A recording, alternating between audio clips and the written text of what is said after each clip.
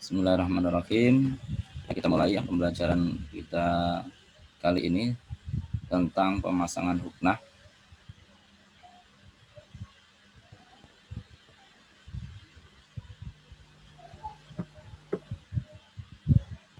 Sebelumnya sudah bisa absen semua? Sudah Pak. Sudah Pak. Oke.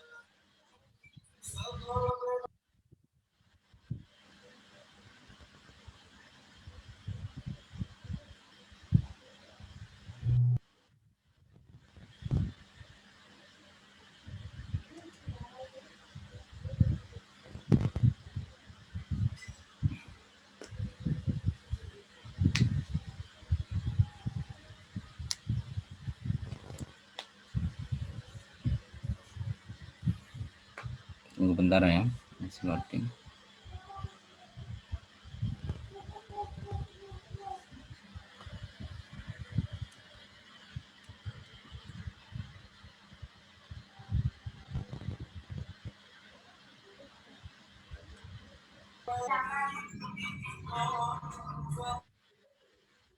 Muncul ya?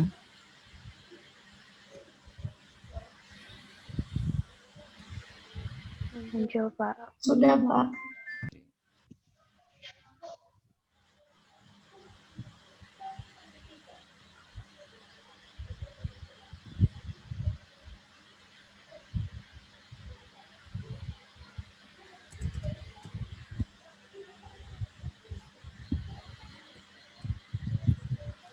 Baik, bismillahirrahmanirrahim. Kita akan belajar tentang standar operasional prosedur NMA ya, atau huknah.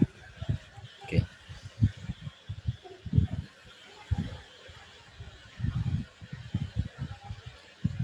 Pengertiannya adalah ya suatu tindakan memasukkan cairan ke dalam rektum dan kolon untuk memberikan rangsangan peristaltik dengan tujuan membersihkan sisa-sisa pencernaan dan persiapan sebelum melakukan tindakan diagnostik atau pembedahan. Jadi gitu ya. Jadi kita memasukkan cairan ke dalam rektum atau kolon ya, cairannya nanti kita tentukan ya, cairan apa yang dimasukkan, kemudian fungsinya untuk merangsang peristaltik usus ya, peristaltik kolon ya. Dengan adanya cairan yang masuk diharapkan ada peristaltik sehingga orang tersebut bisa buang air besar ya, buang air besar dengan dibantu huknah gitu ya. Biasanya dilakukan untuk tindakan diagnostik ya, dibersihkan dulu. Jadi kemudian pembedahan. Pembedahan ini orang yang sebelum operasi itu harus dibersihkan kolonnya supaya pada saat operasi nanti dia tidak BAB secara sendiri. Lanjut, tujuannya adalah mendorong defekasi dengan merangsang peristaltik usus ya. Jadi cairan yang dimasukkan nanti akan merangsang peristaltik usus. Kemudian mengosongkan usus sebagai tindakan persiapan operasi atau kolonoskopi ya. Tujuannya supaya pada saat operasi kolon sudah bersih ya. Atau pada saat pemeriksaan kolonoskopi, pemeriksaan memasukkan kamera melalui anus ya, melalui ke rektum, ke kolon gitu ya, memasukkannya. Kemudian melunakkan masa feses yang keras dan membantu mengeluarkannya. Ada beberapa orang yang tidak bisa BAB harus dibantu menggunakan huknah. Kemudian membantu defekasi normal sebagai bagian dari program latihan defekasi bowel training program ya. Jadi untuk membantu melatih defekasi tentunya diberikan pada pagi hari yang tepat. Kemudian indikasinya adalah mendorong defekasi dengan merangsang peristaltik usus, mengosongkan usus, melunakkan masa feses. Ini kayaknya ada yang salah, sorry. Nanti saya kasih tahu ya indikasinya. Sebentar, saya login dulu.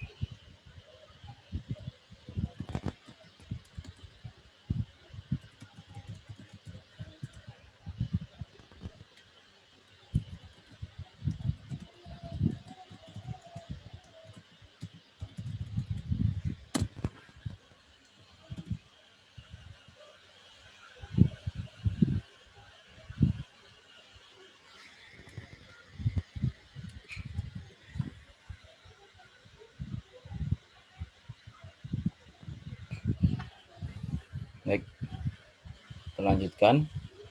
Sudah muncul ya. Indikasinya adalah pada pasien yang konstipasi, pasien yang tidak bisa BAB, gitu ya. Sekarang ya huknah ini sudah sangat jarang sekali digunakan ya. Walaupun kalau untuk membersihkan sebetulnya lebih bersih huknah ya dibandingkan dengan pencahar. Kalau sekarang lebih banyak, lebih sering ya di rumah sakit sudah tidak menggunakan huknah, tapi menggunakan pencahar ya, yang sering ya kita ketahui ya, contoh aja saya sebut merek ya, Microlac ya, itu juga sejenis cairan ya, ada obatnya, kemudian dimasuk obat pencahar dimasukkan melalui anus ya, masuk ke rektum, masuk ke ya, kolon. Tapi untuk tingkat kebersihannya sebetulnya lebih bersih menggunakan huknah ya, hanya dengan menggunakan pencahar itu bisa membuat orang untuk defekasi, melunakan juga sama ya. Cuma rumah sakit lebih sering menggunakan pencahar sekarang dibandingkan menggunakan huknah, karena huknah ini sudah lama ya, metode lama. Paling tidak Anda tahu kalau untuk membersihkan sangat bersih ya menggunakan huknah, karena huknah ini ada cairan yang dimasukkan, ada air yang dimasukkan untuk membersihkan gitu ya. Kemudian ada prosedur operasi ya, indikasinya dia akan melakukan operasi. Kemudian kebutuhan untuk diagnostik pemeriksaan kolon, memasukkan alat ke dalam kolon ya, seperti kamera. Selanjutnya bahan dan alat, ada wadah enema atau irigator, larutan enema yang untuk dewasa 700 sampai 1000 mili dengan suhu 40 sampai 43 derajat Celcius ya, hangat ya. Anak-anak dengan suhu larutan 37 derajat Celcius, bayi 150 sampai 250, toddler ya, usia toddler 150 sampai 350, usia sekolah 300 sampai 500, remaja 500 sampai 700 mili. Ini adalah air yang dimasukkan, tentunya air yang hangat ya. Kalau zaman saya dulu masih D3 itu masih dikasih sabun, itu tidak baik ya. Zaman saya dulu D3 itu ketika huknah dicampur dengan sabun ya. Nah, itu sudah tidak diperbolehkan karena berbahaya. Nah, kalau sekarang cukup menggunakan air hangat dengan suhu 40 sampai 43 Anak-anak 37 derajat Celcius ya, hangat. Selang rektal dengan ujung bulat ya, berukuran 22 sampai 30 untuk pasien dewasa, anak-anak ukuran 12 sampai 18 ya.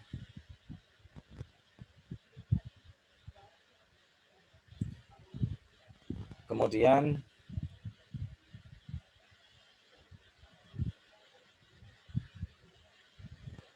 alat selanjutnya adalah selang penghubung, selang irigator antara selang rektal dengan wadah yang memiliki kelam pengatur ya.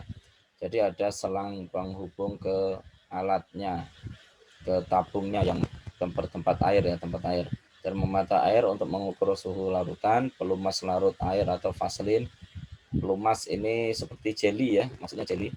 Perlak pengalas ya, selimut mandi, kertas tisu, spot bengkok, selang rektal, baskom 2 buah ya, wasram, handuk, sabun, sarung tangan buah, tiang, IV line ya, standar infus, set enema komersial ya, jika tidak menggunakan set enema selang rektal ya.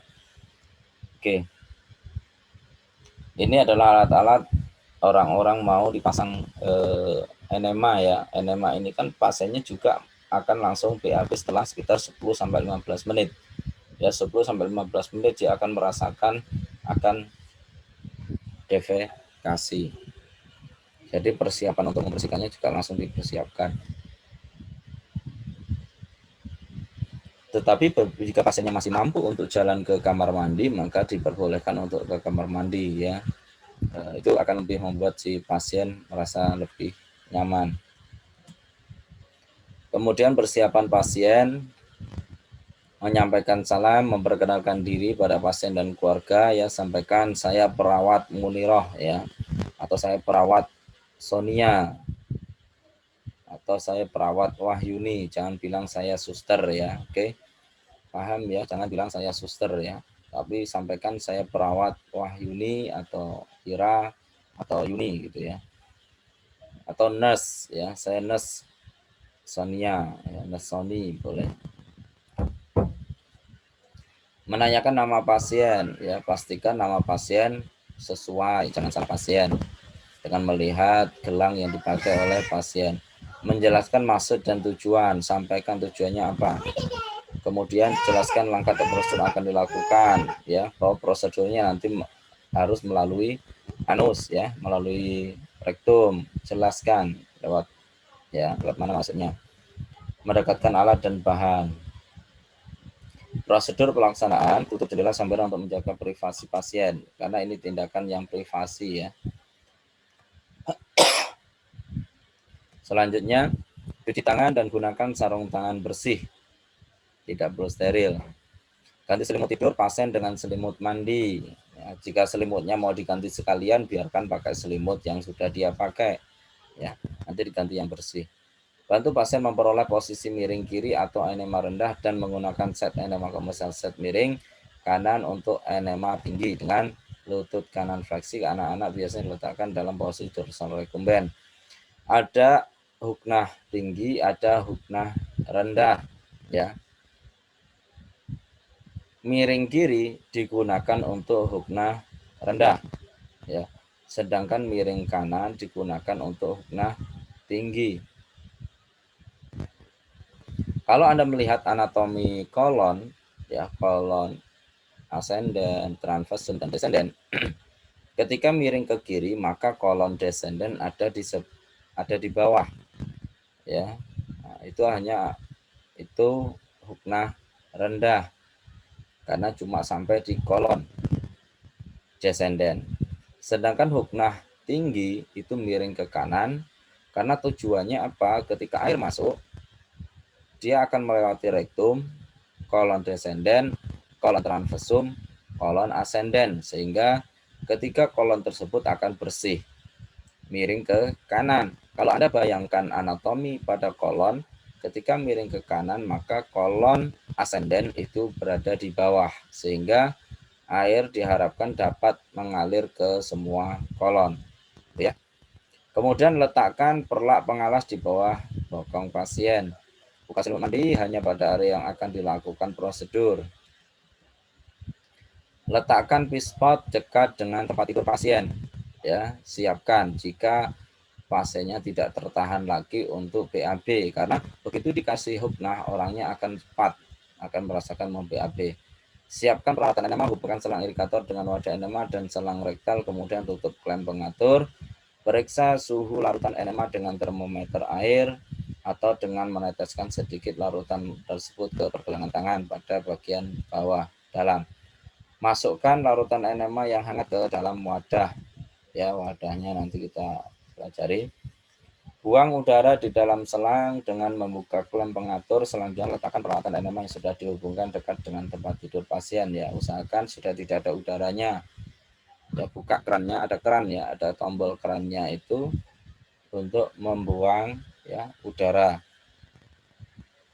Oleskan pelumas atau vaselin sekitar 3 sampai 4 cm pada ujung selang rektal. Oleskan ya pada ujung selang yang masuk ke anus pasien. Untuk penggunaan selang enema komersial, buka penutup set enema dan tambahkan pelumas atau vaselin pada ujungnya. Dengan perlahan regangkan bokong pasien dan identifikasi anus. Ya, Anda buka gluteanya, Anda cek anusnya. Anjurkan pasien untuk rileks dengan menghembuskan nafas secara perlahan melalui mulut. Minta pasiennya untuk tarik nafas, kemudian pada saat dia hembuskan, Anda masukkan selangnya. Masukkan ujung selang rektal atau ujung set enema komersial secara perlahan dan dorong ke arah umbilikus pasien. Ya, arahkan ke umbilikus ya. 7,4 sampai 10 cm untuk pasien dewasa, 5 sampai 7,5 untuk pasien anak-anak, untuk bayi 2,5 sampai 3,25. Set enema komersial biasanya tidak digunakan pada anak-anak. Taring selang rektal atau set enema komersial dengan segera jika ditemukan tahanan. Jika ada tahanan ketika Anda memasukkan selang tersebut, stop, berhenti, tarik saja. Takutnya itu ada kankernya, kanker rektum ya, atau mungkin ada hemoroid ya. Tarik saja karena itu akan menyakiti pasien. Buka klem pengatur selang irrigator dan biarkan larutan masuk ke dalam usus dengan perlahan. Untuk set enema komersial ya, remas botol hingga seluruh larutan enema sekitar 250 ml masuk ke dalam rektum dan kolon. Yang dimaksudkan komersial ini yang saya ceritakan tadi, obat pencahar yang sering Anda lihat di iklan TV ya. Anda mungkin iklannya gini, masuknya mudah, keluarnya apa itu ya? Mudah masuknya, bersih keluarnya itu apa? Saya lupa iklannya ya. Itu iklan pencahar. Nah, itu yang komersial.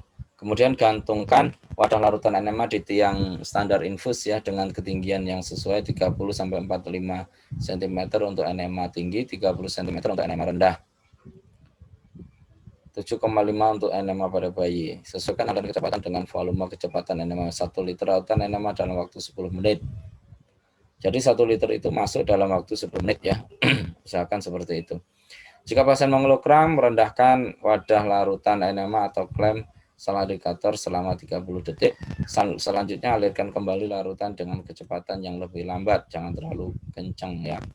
Tutup klem selang irrigator setelah semua larutan dimasukkan. Tutup klem selang irrigator ya. Letakkan selang tisu di sekitar selang rektal atau ujung set enema, kemudian ada anus dan tarik selang rektal atau set enema komersial pada cara perlahan. Lapisi dengan tisu pada selang ujung selang yang masuk ke dalam rektum pasien, kemudian baru cabut. Setelah itu jelaskan pada pasien bahwa perasaan distensi adalah normal dan minta pasien untuk menahan larutan selama mungkin saat berbaring di tempat tidur. Untuk pasien anak-anak, untuk bayi, tahan bokong selama beberapa menit. Untuk pasien dewasa, sampaikan kepada para pasien bahwa Pak, ini akan terasa tegang pada perutnya ya.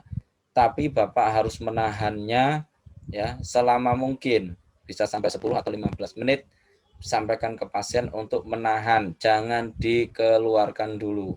Tetapi apabila sudah tidak tertahan sama sekali karena ingin BAB, ingin defekasi, baru dianjurkan untuk defekasi.